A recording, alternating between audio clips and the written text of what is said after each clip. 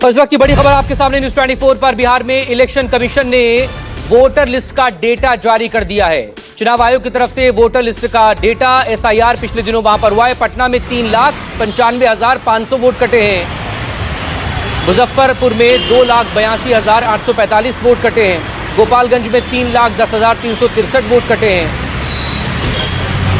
पूर्वी चंपारण में 3,16,793 वोट कटे। सीतामढ़ी में 2,44,962 वोट कटे। अररिया में 1,58,072 वोट कटे। कटिहार में 1,84,254 वोट कटे। दरभंगा में 2,03,315 वोट कटे। गया में 2,45,663 वोट कटे। भागलपुर में 2,44,612 वोट कटे हैं।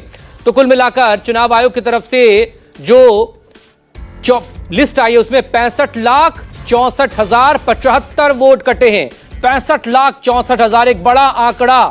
और अंदेशा दरअसल इसी बात को लेकर पहले से ही हो रहा था और लगातार विपक्षी पार्टियां भी इसको लेकर लगातार हमलावर थी। सौरभ कुमार मेरे सहयोगी इस वक्त हमारे साथ जुड़े हैं। सौरभ, 65 लाख से ज्यादा लोगों का वोटर लिस्ट से नाम का कट जाना। हालांकि 1 सितंबर तक की तारीख तय है जब आप आपत्ति लेकर अपना आवेदन लेकर जा सकते हैं चुनाव आयोग। सौरभ, एक बड़ा डेटा है ये।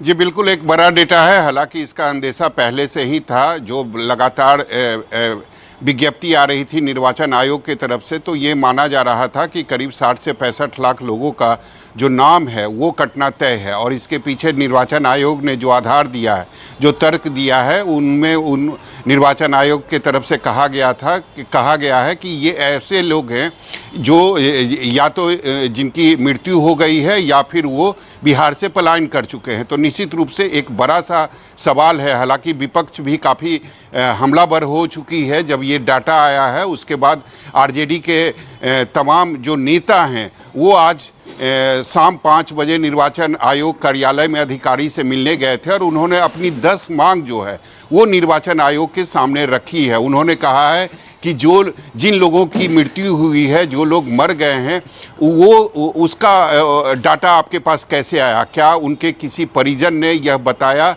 या कि उनके परिजन ने आपको कोई सर्टिफिकेट दिया जिसके आधार पर आप कह रहे हैं कि उनकी मृत्यु हो गई है? इसके अलावा आरजेडी ने यह भी सवाल खड़ा किया है कि जिन लोगों के बारे में आप कह रहे हैं कि वो बिहार से पलायन कर चुके हैं या कहीं दूसरे जगह शिफ्ट हो चुके हैं, उनका आधार क्या है, उनका डॉक्यूमेंट क्या है?